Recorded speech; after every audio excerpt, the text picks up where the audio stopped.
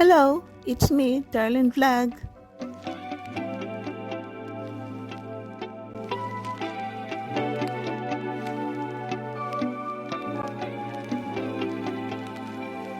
Hello mga katandims, ka-love teams, ka-chongkar, kalingap. Kumusta na po kayo? Ito na naman si Tito Darlene Vlog, nagbabalik. So, mayroon tayong re-reactionan itong 4 or let's see, 5.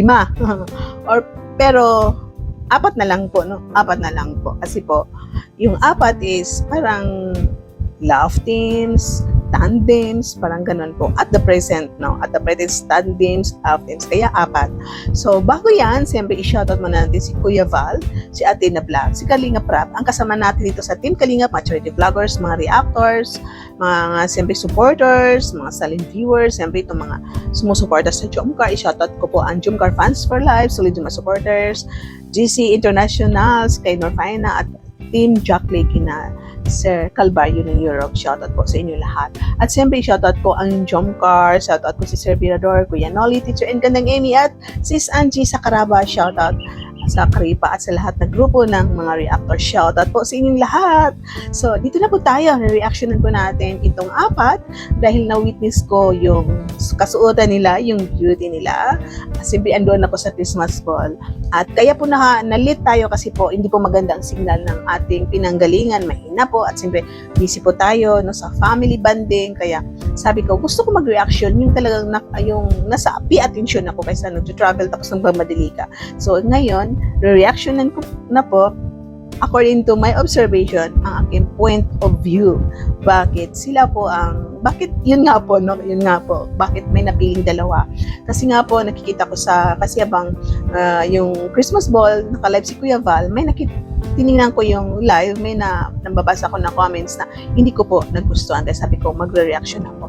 At nung dumating na yun ang time na yun nga po, na-upload na ni Kalinga Prab, mayroon pa rin sa comment section sa Facebook, kung saan, bakit si ganito ang nanalo, bakit si ganito ang hindi napili. So, sa akin, aking point of view, kaya napili ang isang Kalinga Pinjals o Love Teams dahil nga po, ito po.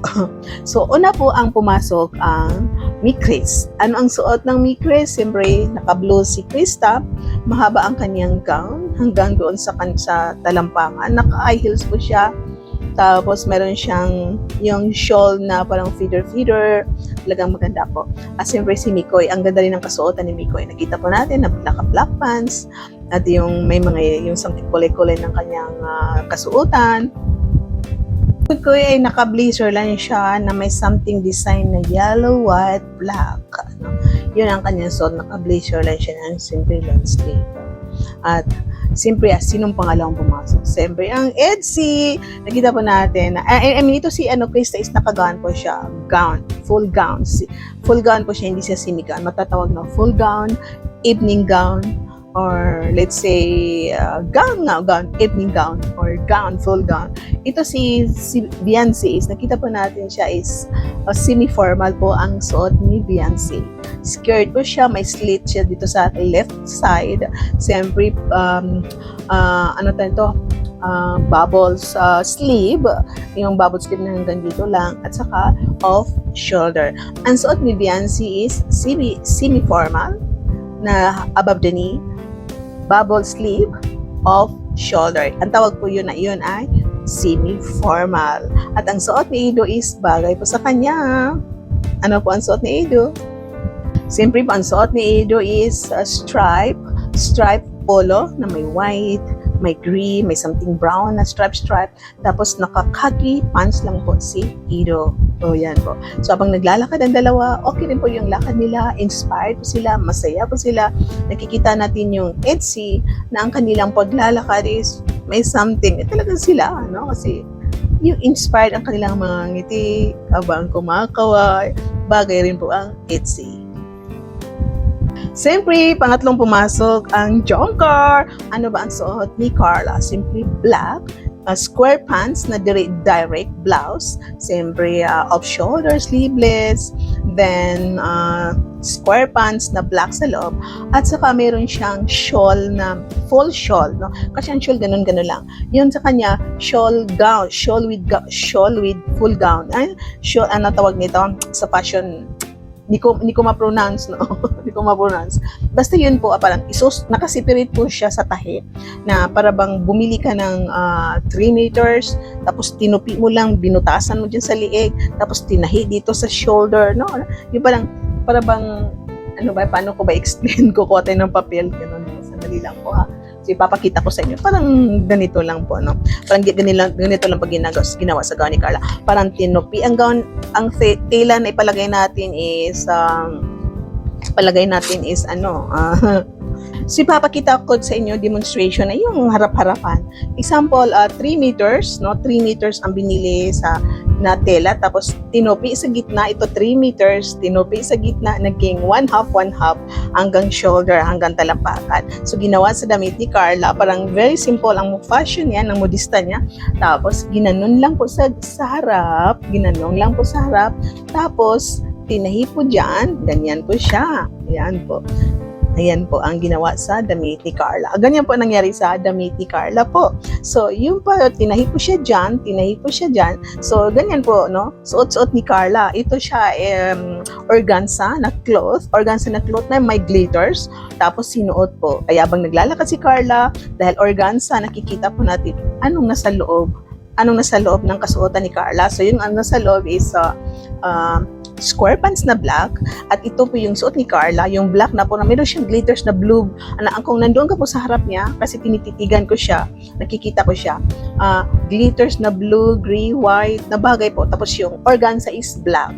So yung mga glitters yun ang nakakadagdag ganda, kasi kung wala yung mga glitters na black lang siya na organza, is makikita mo na organza knit. So makikita mo just a very simple lang na kasuotan. Pero dahil sa glitters is bonggang semi-formal. So yung po ang suot ni Carla is semi-formal, bongga na semi-formal.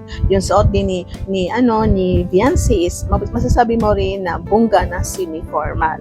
Yun po ang aking masasabi as a modista, as a fashionista. Yun po ang suot ni Carla. At ito si Jomar is naka-black pants, naka-black siya pants, tapos navy blue na very dark navy blue, hindi po siya black, navy blue na very dark navy blue, na pag malayo guys masasabi mo na black, pero pag malapit po sa kanya is masasabi mo na navy blue, na dark navy blue, na bagay po sa kanyang kutis, sa kanyang kasuotan, naka-insert, nakatupi, hindi siya naka-blazer, pero formal din po ang suot ni Jomar. So yung kay Carla is Beyonce, hindi semi-formal, is formal po ang kanilang kasuotan. Pwede na isuot sa formal attire, pwede rin sila umatin ng semi-formal, na pwede rin nila isuot yan as a semi-formal. Pwede rin sila pumunta dyan as a formal, pwede nila isuot sa party na formal attire, pwede rin nila isuot sa party na semi-formal. Kasi kung depende sa party na atinan mo, kung sabi ang theme doon is wear your full gown, semi-gown, evening gown, no. Pero itong Beyonce at Carla is they wear semi-formal, belongs din yung attire nila sa formal. Okay po? Sana po nagkaintindihan po tayo. Yun po aking point of view as a modista. Thumbs up po tayo! So ipapasok natin ang franjoy, no? Hindi sila love teams, hindi na sila parang walang tandems na franjoy, hindi natuloy kasi nakastop po. Pero as for me, dahil marami pa rin gumagawa ng reaction, marami pa rin naniniwala na gumagawa pa rin ng grupo, na tandems, itong franjoy. Hindi po sila naglakad na sabay. Kanya-kanya pong pasok na po doon. Siyempre si Joy, pumasok siya alone, pero maya-maya magkasama po ang dalawa. Yung suot po ni Joy is formal attire din po, or semi-formal, no, na light brown, light khaki. At itong si Fran is siya off-white, na naka-blazer po siya, naka-blazer siya ng let's see, coat, no, na cream white, off-white, tapos yung pants po niya is off-white. So yung dalawa, abang palakad-lakad sila dyan, abang nakatayo sila dyan, ipasok natin din na maganda rin ang kanilang kasuotan, no? Pero yun nga po na hindi na vlog as tandem sila, pero dahil marami rin sumusuporta sa Danjoy, sa Franjoy, pinasok ko na po sa ating reactions for today. So, ang aking point of view, bakit si Krista ang nanalo at si Bridget ang nanalo. Si Bridget is parang gown, no? Evening gown for the night, no? Gown ang kanyang napanalunan. Kasi ganito po yun, no? Ganito po yun. Siguro sa time na yun, nung makatanggap sila ng invitation, nalaman nila na semi-formal, at tapos doon sa baba is nakalagay is wear your best attire kasi may prices, no? So huwag po natin ibahas sila kasi siyempre kung ako din gusto ko magkaroon ng price, may price pala, so I should rather wear this, no? Kailangan ito na lang isuot ko yung best gown ko kasi gusto ko magkaroon ng price kasi may prizes pala, no? Alam po natin ito si Bridget is palaban din, no? Sumasali siya sa mga ganyan bunggahan na mga fashion, mga miss, so dahil may mga gown po siya, kaya yun ang naisip niya isuot, ito na lang isuot ko kasi wear your best attire para magkaroon ng price, no? So yun ang opinion ko, kaya siguro sumuot lang siya, no? Formal, evening gown na yellow na mayroong something bubbles dito na garter, tapos something dito nilalagyan ng garters na mag-weave siya, tapos may siya, purple bra na nilagyan ng ano ba yung pads, yung bra na pads, mga ganito po, brads na pad, tapos siyempre clothings doon sa likod is hinila-hila.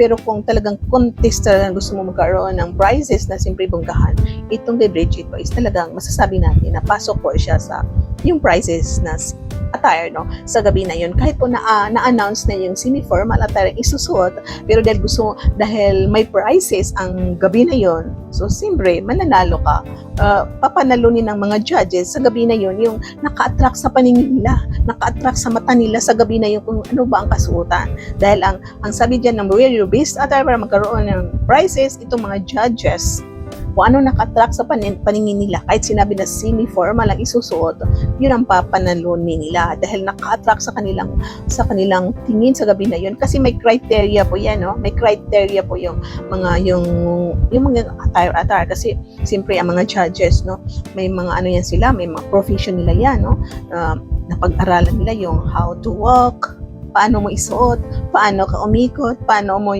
mag-smile, ganun po yun, no? Ganun po yung, kaya wag nyo isipin, bakit nanalo si ganyan, no? Bakit si ganon hindi nanalo? Kasi yun nga po, si Bridget po, sanay siya maglakad, sanay na siya magsuot ng ganyan, sanay na siya umikot, paano siya ngumiti, so very competitive po siya. Sanay na po siya sa kanyang mga ginagawa, sa kanyang kuntis-kuntisan.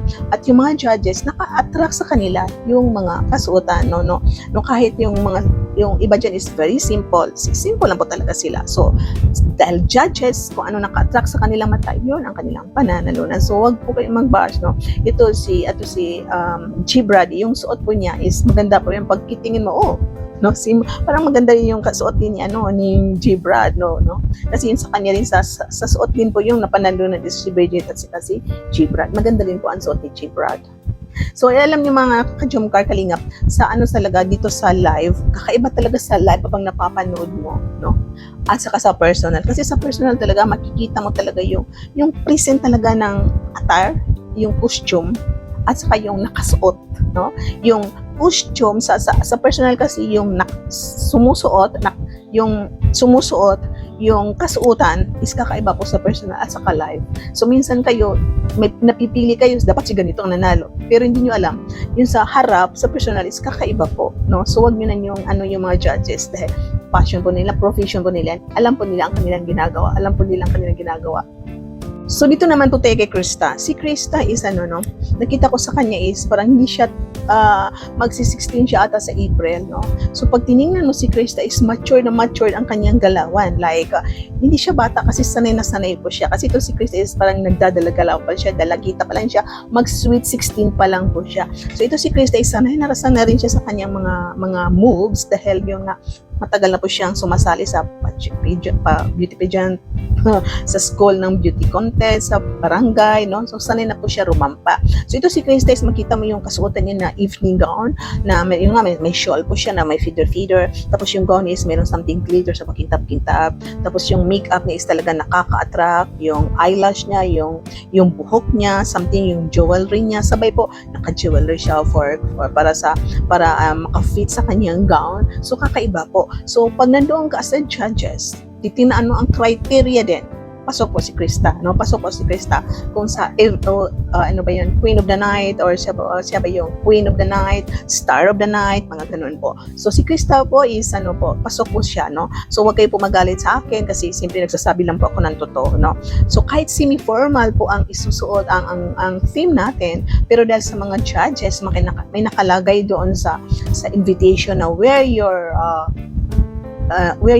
kasuotan mo to have prizes is nakikita mo, itong sinuot niya sa gabi na ito dahil yun nga mo may mga contest at pasok po si Krista sa Start of the Night dahil yun sa beauty niya, kakaiba rin ang beauty ni Krista na dalagita po siya pero pag nag-makeup po siya talagang masasabi mo ay para siyang 18 years old sa galawan niya, sa ngiti niya, sanay na sanay po siya. So pag tiningnan mo as a judges, pag tiningnan mo siya, palaban to, beauty contest rin ito, kasi talagang binibigay niya ang kanyang best na smile sa kanyang lakad, sa kanyang ikot, di ba, pinalakad po sila at sila po ay sanay na sanay po. So deserve din po din na magkaroon ng ganyan na award dahil they tried their best, kasi kita mo na nag-try sila na kanilang best, yun ang isuot nila dahil may prizes. So may prizes or wala, pero dahil sinabi na wear your best attire, tapos yun ang pinili nila na isuot, so wala po tayong magagawa, So irespeto na lang po natin ang judges kung ano yung napili nila, kung sino yung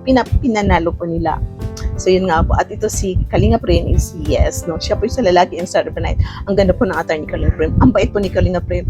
Pag sabi ko Kalinga Prem, lumapit siya, nag-blaze na po siya, wala nang dyan, kahit first time kami nakita doon sa EDC, sa anniversary, yun, blaze agad siya, doon sa party, blaze agad siya. Mabait din si Kalinga Prem. At yung kasuotan din ni Kalinga Prem, pasok din po sa Start of the Night sa mga lalaki. At yun nga po si Viancy at si Carla at ibang Kalingap Angels, May mga Kalingap Angels na sumuot din sila ng kanilang mga gown. Diba, nasabi ko na yun sa part 2 na aking mga explanation, aking point of view sa mga kasuotan ng Kalingap Angels. So, itong kaibigan din ni Pao, nakasuot din siya ng gown, semi-gown. At ito si Viancy at saka si Carla, they were semi-formal, belong din sa formal ang kanilang kasuotan. At dahil, yun nga po, may nagsumuot pa ng costume kasi, wear your costume, wear your best attire, parang ganon. At dahil itong Viancy at HC, gusto lang nila na simple, like formal lang talaga, semi-formal lang ang kanilang isusuot. Hindi sila interested siguro magkaroon ng prizes na masabing Star of the Night, best costume of the night, best dress of the night. Kaya ang sinuot nila is ganun lang po, Pero siguro kung nasa isip siguro ni Viancy at ni Carla, nasa aking isip, siguro kung nasa isip nila, ay gusto ko magkaroon ng prize, gusto ko magkaroon ng crown sa gabi na yun, kailangan isuot ko itong bongga-bongga na gown, Pero hindi nila naisip siguro, ito si Viancy o si Carla, hindi nila naisip sa time na yan na magkaroon siguro ng crown o magkaroon ng prize. Kaya siguro ang sinuot nila is simple, formal attire at belong sila sa semi-attire, yung suot po nila, So, yun nga po, may nakita kasi ako na mga comments nga sa live na kung ginawa lang ni Viancy ang kanyang best sa pagrampa at suot, pasok siya sa Star of the Night. No. Wag po ganun. Wag po kayo mag-demand na kailangan kung ginawa lang. Dapat si Carla, naglakad ng ganito. Hindi po. Wag po tayong mag-demand. Hayaan po natin yung mga Kalingap Angels sa sarili nila kung sino sila. Kung saan sila masaya sa kanilang sinusuot. Kung saan sila komportable sa kanilang kasuotan. Dahil sila po ang sumusuot, hindi po tayo. So wag tayong mag-demand na dapat nag-gown ka na bongga-bongga, nag-rent ka ng yung 100,000 na gown. Binili mo tapos isuot mo dyan lang po para lang po sa Christmas ball. Hindi po yun. Kung hindi sila komportable. Kung anong suot nila, kung saan sila masaya doon sa suot nila, na sinuot nila sa araw na yan ng Christmas ball, suportahan na lang po natin. Basta masasabi ko talaga, lahat sila magaganda. Kakaiba rin ang beauty ni Carla. Wala siyang makeup. Parang nag-powder lang siya. Nag-powder lang siya. Kasi yung skin niya at saka ang kamay niya is same color. So I think hindi na siya nag-powder. Parang nag-lip gloss lang siya or nag-lip shiner lang siya. Yun lang nakikita ko. No need na maglagay ng eyebrow. Wala si Carla. Talaga makapal na po ang kanyang kilay. So, pasok talaga. Ang ganda po ni Carla sa kung kuntisan po na no makeup, Carla. Ito si Viancy, light ang makeup ni Viancy. Very light ang makeup ni Viancy, katulad ni Kyla. Sino pa yun? Sila Julian. Very light ang kanilang mga makeup. Ito si Rosa, hindi kami nagkaharapan, pero nakita ko very light ang kanilang makeup. Ito si Bridget at saka si Krista is may makeup po sila. Kaya po, nasabi natin na kung ako ang judges, pipiliin ko sila dahil naka-attract yung suot nila, Kasi masasabi natin, sayang naman, hindi ko pa nalunin ito si Krista is, so, nagsuot siya ng magandang evening gown, no? So, sayang naman ang effort ng bata, nag-rent sila. So, ibigay natin itong crown na ito kasi, no, naka-makeup siya. Siyempre, itong mga bata ito, gumastos siya sa pag-makeup. Tapos, bumili ata o nag-rent ng gown. So, kung ako rin ang judges, ibibigay ko rin ito. So, huwag po kayo magalit sa akin na ang aking point of view. Ito din si Bridget ko, nandoon ka talaga mapapahanga ka rin sa kanyang gown. So, para sa akin, baka ibigay ko rin ang crown dahil makikita ko rin na nag-effort din ang mga bata ito sa kanilang kasuotan para mag-rent, para mag-makeup, maglagay ng extension na lashes, so etc. pa man. Kasi sila po ay, yun na po ang kanilang passion, ang mag-model, passion na po nila rumampa, passion na po nilang makisali sa contest, kaya binibigay nila ang kanilang best, no? Ito si Carla at si Viviancy, simple lang sila, hindi naman sila sumasali sa rampa-rampa, hindi naman sila sumali sa modeling, hindi naman sila sumali sa yun, mga contest, kaya yun ang nasa puso nila na isuot, yung simple lang na semi-formal, simple lang na formal attire. Ito si Queenie, maganda rin si Queenie ang kasuotan niya, maganda rin yung gown ni Queenie, no? Kasi matangka talaga si Queenie, yung mistisa na, yung Australian Canadian, ang ganda rin ng gown niya, ang ganda din ng aura niya, no? So, parang nakatanggap din ba ito si Queenie? Parang, basta sa gabi na yon ang gown is kay Bridget, ito ang star of the night ay kay Krista. So ito si Queenie is, ayun, masasabi ko maganda rin siya, ang gown din niya is maganda, at saka beautiful talaga si Queenie rin, no? Kung sa kagandahan, pasok rin po si Queenie. Sa tangkad, beauty contest, sa tangkad is pasok po si Queenie. So yun lang po, no? So, sa mga judges dyan, kung yun ang napili nila, respetuhin na lang po natin. Thank you so much po. At dyan lang po ang nagtatapos ang ating reactions for today. Paki-like, paki-subscribe sa lahat. So, shout out po sa lahat. Medyo mahaba po. I love you all and see you in my next reaction video. God bless and keep smiling. Paki-like and subscribe. Don't skip ad. Bye! Mga kalingap, suportahan natin Darlen Vlogs YouTube channel. Please subscribe. Mga karaba, mga kalingap, mga kadyong karagi ng samahan, reactor na maaasahan, siya si Darlen Vlogs. Sa kalingap, radyo balitaan, atin siyang nasisilayan, mabuti na kaibigan, solidong kalingap niya. Siya ay matulungin sa kapwa, mga reaksyon niya kahanga-hanga. Siya si Darlen Vlog, samahan natin. Mga kalingap, halikan at sabahan natin siya. Darlen Vlog sa kanyang channel, samahan natin siya. Mahusay na reactor kasama sa balitaan, lalong-lalo na sa Joker kanyang sinuportahan. Mga kalingap, suportahan natin Darlen Vlogs, Karaba, Kalingap Reactors, Kalingap Radyo Balitaan. Please subscribe Darlen Vlog. Mga karaba, mga kalingap,